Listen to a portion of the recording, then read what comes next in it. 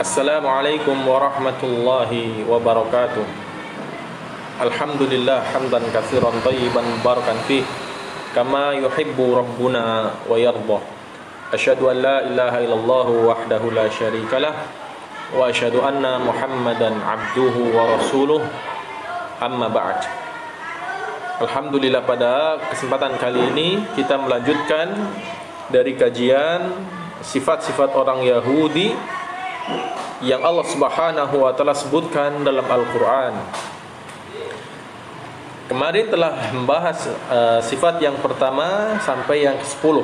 Sekarang insyaallah kita akan bahas sifat orang Yahudi, yaitu yang nomor 11. Adamul intifa' bil ilmi. Sifat orang Yahudi adalah mereka tidak pernah berusaha mengambil manfaat dengan ilmu yang Allah berikan kepada mereka. Allah Subhanahu wa taala berfirman dalam surah Al-Jumu'ah ayat yang kelima. Mathalul ladzina hummilut Taurah tsumma lam yahmiluha kamathalil himar yahmilu asfara. Perumpamaan orang-orang yang diberi tugas oleh Allah untuk membawa Taurat, kemudian mereka tidak membawanya, artinya tidak mengamalkannya. Perumpamaan mereka seperti keledai yang membawa asfar. Asfar adalah kitab-kitab yang besar, kitab-kitab yang tebal. Kata Allah, bi'sa mathalul qaumil ladzina kadzdzabu bi ayatillah wallahu la yahdil qaumadz zalimin. Sangat buruk perumpamaan kaum yang mendustakan ayat-ayat Allah, dan Allah tidak memberi petunjuk kepada kaum yang zalim. Imam Al-Qurtubi dalam tafsirnya, daraba mathalan lil yahud. Perumpamaan ini digunakan untuk orang Yahudi. Lamma tarakul amala bit Taurah, mereka tidak mau beramal dengan kitab Taurat. Artinya diberi Taurat oleh Allah Subhanahu wa taala, mereka tidak mau mengamalkannya. Walam yu'minu bi Muhammadin sallallahu alaihi wasallam, dan mereka tidak mau beriman dengan Nabi Muhammad sallallahu alaihi wasallam. Hummilut Taurah ay kulliful amala biha.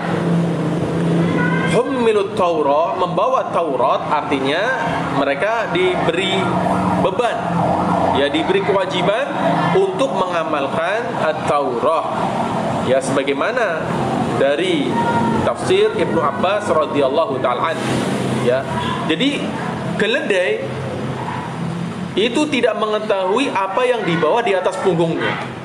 Apakah barang itu berharga ataukah barang itu tidak berharga. Demikianlah orang Yahudi, diberi sesuatu yang berharga oleh Allah berupa Taurat, kitab yang agung, yaitu kitab yang besar, kitab Taurat, kitab yang penuh dengan pelajaran-pelajaran dari Allah Subhanahu wa taala yang turunkan kepada orang Yahudi. Dan keledai yaitu hewan yang tidak mengetahui apa yang berada di atas punggungnya, apakah berharga ataukah tidak berharga. Sehingga kita berlindung kepada Allah Subhanahu wa taala dalam surah Al-Fatihah. Ghairil maghdubi alaihim waladdallin. Ya Allah, tunjukilah kami jalan yang lurus, bukan jalannya orang yang maghdub, yaitu jalannya orang-orang yang dimurkai. Siapa? Al-Yahud. Dia punya ilmu namun tidak pernah diamalkan ilmunya. Waladdallin, bukan pula jalannya orang yang sesat, An-Nasara. Beramal tanpa dasar ilmu. Banyak sekali amalannya, tapi tidak ada dasar ilmu yang mendasari amalan tersebut. Kemudian sifat yang ke-12 dari sifat orang Yahudi adalah ar-ridha bil munkar. Orang Yahudi ridha dengan kemungkaran.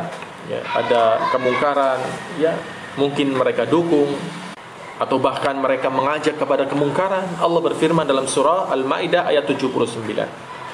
Kanu la yatanahawna an munkarin fa'aluh labi'sa ma kanu yaf'alun. Mereka tidak saling mencegah dari perbuatan mungkar yang selalu mereka perbuat. Sungguh sangat buruk apa yang mereka perbuat. Dalam tafsir As-Sa'di dikatakan bahwasanya orang-orang Yahudi, mereka senantiasa melakukan kemungkaran-kemungkaran, tidak pernah mencegah orang lain dari kemungkaran. Harusnya beramar ma'ruf nahi mungkar. Sifat orang mukmin adalah beramar ma'ruf, mengajak kepada kebaikan, wa nahyu 'anil munkar, mencegah dari kemungkaran. Dan orang Yahudi tidak. Ada yang melakukan kemungkaran, mungkin bahkan di antara mereka ada yang mendukungnya. Ya, kemungkaran tersebut mereka dukung, ya. Minum khamar mungkin mereka ada yang mendukungnya, ya. Inilah sifat mereka. Fayashtariku bidzalika mubashir. Bahkan di antara mereka ada yang terjun langsung, ya, langsung ikut nimbrung di dalam kemungkaran tersebut. Nauzubillah. Inilah sifat orang Yahudi. Kemudian sifat yang ke-13, isaratul fitan wa hubbul fasad. Ya, suka menimbulkan fitnah. Suka menimbulkan fitnah, suka membuat kerusakan di muka bumi. Ini orang Yahudi. Ya. Allah Subhanahu wa taala berfirman dalam surah Al-Maidah ayat yang ke-64. Di sini Allah Subhanahu wa taala menyebutkan, kullama auqadu nara lil harbi atfa'aha Allah wa yas'auna fil ardi fasada wallahu la yuhibbul mufsidin. Ya, disebutkan, dan kami timbulkan permusuhan dan kebencian di antara mereka sampai setiap mereka menyalakan api peperangan, yaitu orang Yahudi setiap membuat kerusuhan, Allah memadamkannya. Dan mereka berusaha menimbulkan kerusakan di muka bumi, dan Allah tidak menyukai orang-orang yang berbuat kerusakan. Lihat, orang Yahudi senantiasa membuat kerusakan di muka bumi sampai detik ini. Membuat kerusakan di Palestina, tanahnya para anbiya, di mana Allah menurunkan para nabi di Palestina. Mayoritas para nabi turun di Palestina. Tempat ada masjid yang terbaik, Masjidil Aqsa, di Palestina. Ya, dan orang Yahudi buat kerusakan di muka bumi. Ya, disebutkan dalam tafsir At-Tabari, yaitu ketika orang-orang Yahudi berusaha menimbulkan fitnah, Allah memadamkannya. Ketika mereka berusaha mengumpulkan, ya, sesuatu, ya, mengumpulkan sesuatu tersebut, ya, perkaranya dikumpulkan untuk membuat kerusakan, ya, mereka akan melancarkannya, ya, melancarkan kehendak itu, melancarkan siasatnya untuk membuat kerusakan, ya, sehingga Allah Subhanahu wa taala menceraikan hati-hati mereka, ya. Allah Subhanahu wa taala berfirman, ya, kita melihat mereka bersatu padu. Ya, bersatu padu apa? Menghancurkan umat Islam. Apapun golongan orang Yahudi, mungkin orang Yahudi bergolong-golong, berkelompok-kelompok, namun wa qulubuhum syatta, hati mereka tercerai-berai. Kemudian sifat yang ke-14, agar amwalan nas bil batil, suka memakan harta manusia dengan cara yang zalim. Allah berfirman dalam surah An-Nisa ayat 161. Wa akhdhihimur riba wa qad nuhu anhu wa aklihim amwalan nasi bil batil wa a'tadna lil kafirina minhum adzaban alima. Dan karena perbuatan mereka, yaitu suka memakan riba, mengambil riba, padahal sungguh mereka sudah dilarang oleh Allah Subhanahu wa taala, dan mereka suka memakan harta manusia dengan cara yang batil, maka kami sediakan bagi mereka, ya, azab yang pedih di akhirat kelak. Wa akhdhihimur riba wa qad nuhu anhu, mereka memakan riba padahal sungguh sudah dilarang dalam Taurat. Wa aklihim amwalan nasi bil batil, mereka memakan harta manusia dengan cara yang batil, minar risya fi hukmi, ya, dengan suap. Ya, umat Islam tidak boleh melakukan riswah, ar-rashi wal murtashi. Ya, Allah melaknat, Rasul melaknat orang yang memberikan suap dan orang yang menerima suap. Dan ini merebak di tengah umat Islam, ya, suap menyuap, ya, saling menyogok, ya, untuk melancarkan perbuatannya agar diterima di tempat kerja. Ini tidak boleh, ya, hukumnya haram karena memakan harta dengan cara yang batil. Kemudian yang ke-15 adalah dengki dan hasad. Allah berfirman dalam surah Al-Baqarah ayat 109. Wadda katsirum min ahlil kitab law yaruddunakum min ba'di imanikum kuffaran hasadan min 'indi anfusihim min ba'di ma tabayyana lahumul huda fa'fu wasfahu hatta ya'ti Allahu bi amrih innallaha ala kulli syai'in qadir. Banyak di antara ahli kitab menginginkan mereka dapat mengembalikan kamu setelah kamu beriman. Jadi ahli kitab berusaha menjadikan orang muslim murtad. Ya, ini keinginan mereka. Kenapa? Karena kedengkian yang ada pada jiwa-jiwa mereka. setelah mereka berada jelas, ya, kebenaran jelas bagi mereka. Jadi mengetahui umat Islam, orang-orang masuk Islam, dengki orang Yahudi berusaha untuk mengeluarkan umat Islam dari agama Islam, sehingga ada istilah kristenisasi atau yang lainnya. Umat Islam harus mempertahankan Islamnya, jangan sampai dia gadaikan Islam. Islam itu mahal, ya, tidak mudah. Ya, banyak orang di luar sana mereka ingin mempertahankan Islam dengan harta, dengan jiwa, ya, mereka korbankan. Yang penting mereka mati di atas keislaman. Dan orang Yahudi berusaha keras, ya, untuk mengeluarkan orang Islam dari agamanya. Kemudian sifat yang ke-16 adalah hubbus syadid lid dunya, kecintaan orang Yahudi terhadap dunia. Ya, Allah berfirman dalam surat Al-Baqarah ayat 96.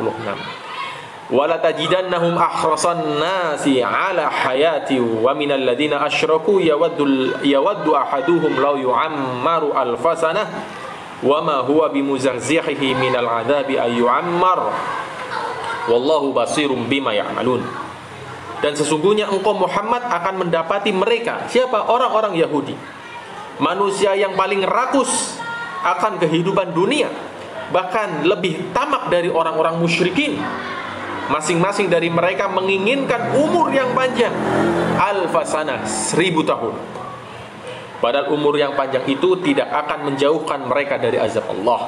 Dan Allah Maha melihat dari apa yang mereka kerjakan. Dan orang Yahudi berangan-angan mendapatkan umur 1000 tahun. Ya, lau alfasanah. Kalau seandainya Allah memberikan umur 1000 tahun, ini ketamakan mereka, menunjukkan tamaknya mereka terhadap dunia. Padahal dunia itu tidak dibawa mati, kecuali dunia yang dia infakkan di jalan Allah Subhanahu wa taala. Membangun masjid, sekolahan, berinfak, menyantuni fakir miskin. Ini yang akan dibawa mati di akhirat, yang akan dihisab dengan kebaikan. Namun kalau dunia yang dia dapatkan hanya untuk berfoya-foya, ya, untuk kepentingan kesenangan duniawi, nafsu belaka, inilah yang akan menyebabkan siksa berat di neraka kelak, dihisab oleh Allah Subhanahu wa taala. Jadi orang Yahudi berkeinginan untuk dipanjangkan umurnya sampai 1000 tahun. Dalam riwayat dikatakan sampai 10.000 tahun. Ya, naudzubillah. Ini sebagaimana disebutkan oleh Imam Ibnu Katsir dalam tafsirnya. Namun umur yang panjang tersebut tidak menjadikan mereka selamat dari azab Allah. Karena umur panjang mereka itu digunakan untuk kemaksiatan kepada Allah Subhanahu wa taala. Sehingga kita berdoa kepada Allah agar diberi umur yang panjang dan diberkahi dalam umur tersebut agar dapat digunakan untuk beramal saleh. Sifat yang ke-17 adalah jubn, yaitu orang Yahudi pengecut. Allah berfirman dalam surah Ali Imran ayat 111. La yadurrukum illa adha wa yuqatilukum yuwallukumul adbar summa la yunsurun. Mereka tidak akan membahayakan kamu kecuali gangguan-gangguan kecil saja. Dan jika mereka memerangi kamu, niscaya mereka mundur berbalik ke belakang. Ya, Imam Al-Baghawi menyebutkan dalam tafsirnya, sesungguhnya pemimpin-pemimpin Yahudi mereka berusaha untuk beriman, ya, berusaha untuk beriman. Dalam artian imannya ini hanya tipu-tipu, seperti Abdullah bin imannya ini hanya permainan belaka, seperti Abdullah bin Sabah. Ya, berusaha masuk Islam, pura-pura masuk Islam. Tujuannya apa? Menghancurkan umat Islam dari dalam. Ya, menghancurkan umat Islam dari dalam. Namun ada pemimpin orang Yahudi yang mereka masuk Islam dengan sungguh-sungguh, seperti Abdullah bin Salam. Ya, ketika mereka masuk Islam, orang Yahudi langsung memusuhinya. Hanya sekedar mencela, mencaci maki, ya, tidak sampai membunuh. Kenapa? Karena mereka pengecut, tidak berani. Abdullah bin Salam pemuka orang Yahudi, dulunya dia adalah termasuk pemimpinnya. Ketika Abdullah bin Salam masuk Islam, pujian yang dahulu mereka berikan kepadanya berbalik 180 derajat. Pujian diganti celaan, caci maki, segala bentuk cacian diberikan kepada Abdullah bin Salam. Gangguannya hanya sekedar berupa celaan, cacian. Inilah bentuk pengecutnya orang Yahudi. Namun zaman sekarang orang Yahudi sudah mulai berani membunuh umat Islam, ya, tanpa ada takut. Kenapa?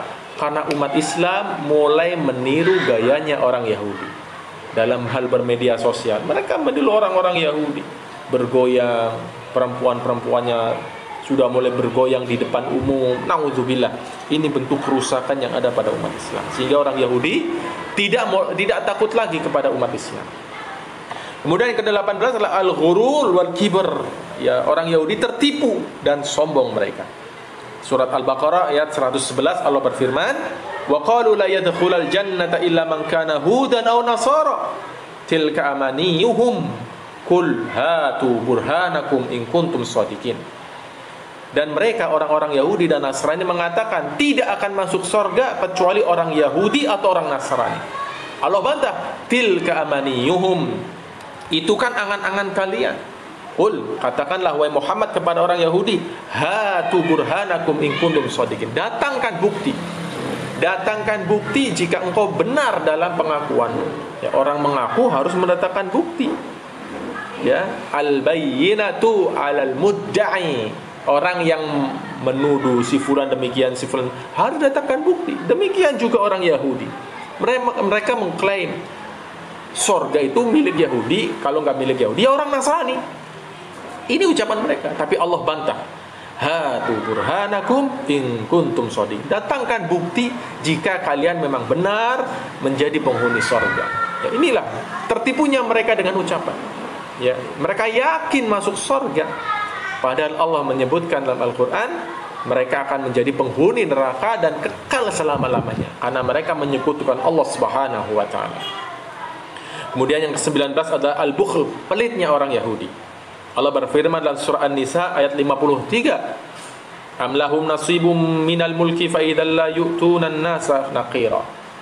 Ataukah mereka mempunyai bagian dari kerajaan, yaitu kekuasaan, meskipun mereka tidak akan memberikan sedikit pun kebajikan kepada manusia. Jadi enggak mau memberikan manusia.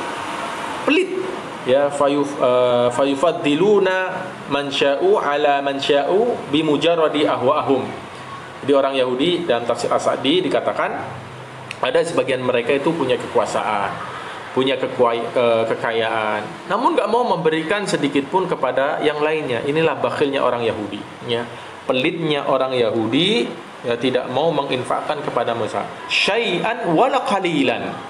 Syai'an wala qalilan artinya syai' sedikit kecil, qalilan sedikit lagi. Jadi syai'an qalilan ini kalimat yang menunjukkan sesuatu itu sangat-sangat sedikit.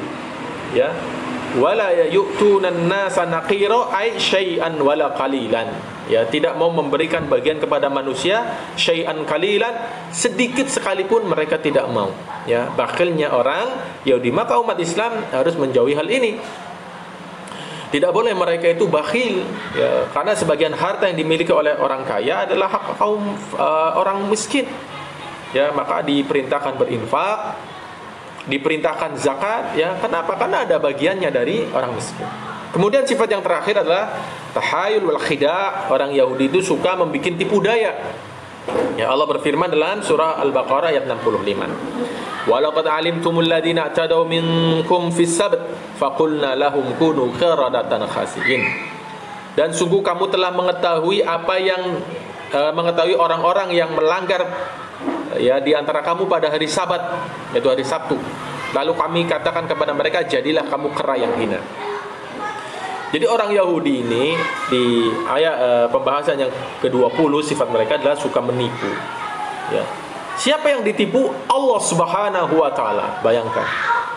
Jadi kalau ada orang Yahudi menipu orang Islam, biasa saja, ya.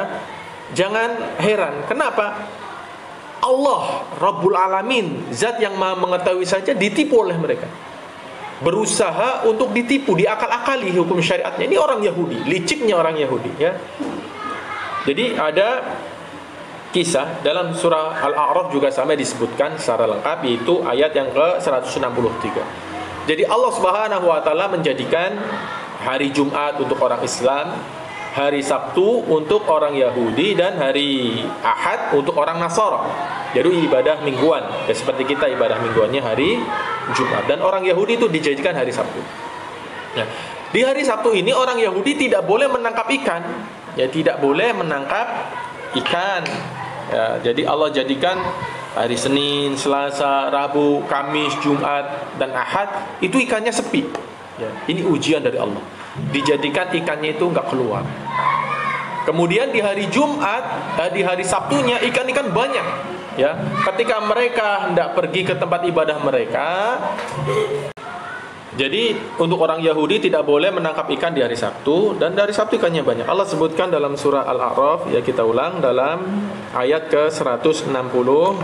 Di sini katakan itatihim hitanuhum yauma sabtihim syurra'a wa yauma la yasbituna la ta'tihim. Jadi ketika hari Sabtu itu ikannya datang banyak, ya. Istilahnya menari-menari, ya, mengajak orang Yahudi, ya, menghina orang Yahudi, ikannya menari, mungkin lompat ke sana kemari, ya. Kenapa? Karena orang Yahudi ketika datang ke tempat peribadatannya itu melewati sungai yang biasa mereka gunakan untuk menangkap ikan.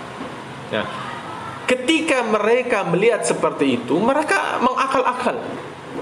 Kita gak boleh menangkap ikan di hari Sabtu, maka kita tangkap saja, kita taruh jaringnya di hari Jumat. Nah, nanti ketika hari Sabtu kita kan udah aman ini, kita udah pasang jaring atau pasang jala atau pasang kail di hari Jumat. Nanti kita hari Sabtu tinggal beribadah. Nah, hari Minggunya kita baru mengambil. Nah, ini menurut orang Yahudi ini gak apa-apa, ya. Ini tipu daya. Mereka berusaha untuk mengakali hukum Allah. Ya. Makanya Allah Subhanahu wa taala menjadikan mereka kera-kera dan babi. Ya, dirubah muka mereka. Ya, disebutkan dalam sebagian ahli tafsir menyatakan bahwasanya orang yang menangkapnya itu sekitar 70 orang. Ya, ini tidak ada riwayat yang sahih, ya. Melainkan hanya sekedar pendapat. Ada 70 atau bahkan ada satu kampung, ya semuanya datang di hari Jumat pasang jala, kemudian nanti di hari Minggunya baru mengambilnya. Maka semua orang yang ada di situ dirubah mukanya. Ya, dirubah mukanya menjadi kera, ya, menjadi kera. Namun ada disebutkan mungkin 7 orang yang tidak mengikutinya, atau bahkan 3 orang. Ini semuanya pendapat, ya hanya sekedar pendapat. Namun wallahu ta'ala alam berapa jumlah mereka. Intinya yang melanggar perjanjian di hari Sabtu semuanya dirubah mukanya. Jadi yang menangkap ikan di hari Ahad, mereka pulang dengan membawa ikan yang banyak. Yang di rumah kaget. Kenapa? Karena muka mereka sudah berubah jadi apa? Kera yang menakutkan. Namun kera yang ada ini udah mati, tidak punya keturunan. Jadi bukan kera-kera yang ada yang kita lihat di kebun binatang, oh itu orang Yahudi, itu bukan. Jadi kera-kera yang ada di dunia ini ya kera beneran, hewan, bukan oh itu keturunan Yahudi, bukan. Itu kera ya dari orang Yahudi itu sudah mati. Ya, jadi sudah mati. Jadi ketika melihat ketek ogleng misalkan permainan, oh itu kera jelmaan orang Yahudi, bukan. Sebagaimana dalam riwayat ada yang mengatakan bahwasanya kera itu hanya hidup sekitar 1 minggu, ya, sekitar 7 hari saja, ya, sekitar 7 hari kemudian semuanya mereka mati. Ada pendapat yang lain mengatakan kera itu hanya hidup sebulan. Nah, ini hanya sekedar pendapat riwayat. Wallahu ta'ala kebenarannya. Intinya kera itu ya yang dari orang Yahudi sudah meninggal, ya. Adapun yang lain, kera yang ada ini benar asli itu binatang. Itulah sifat yang ke-20 dari sifat orang Yahudi adalah mereka suka melakukan khidah, ya, tipu daya. Bahkan Allah Subhanahu wa taala berusaha untuk ditipu oleh mereka. Wallahu taala alam bisawab. Itu 20 sifat, ya, dari sifat-sifat orang Yahudi yang Allah sebutkan dalam Al-Qur'an. Ya, mudah-mudahan menjadikan referensi bagi kita, tambahan bagi kita di dalam ilmunya, ya. Insyaallah kita sambung pada pertemuan mendatang. Aqulu qouli hadza subhanakallahumma bihamdik asyhadu an la ilaha illa anta astaghfiruka wa atubu ilaik. Assalamualaikum warahmatullahi wabarakatuh.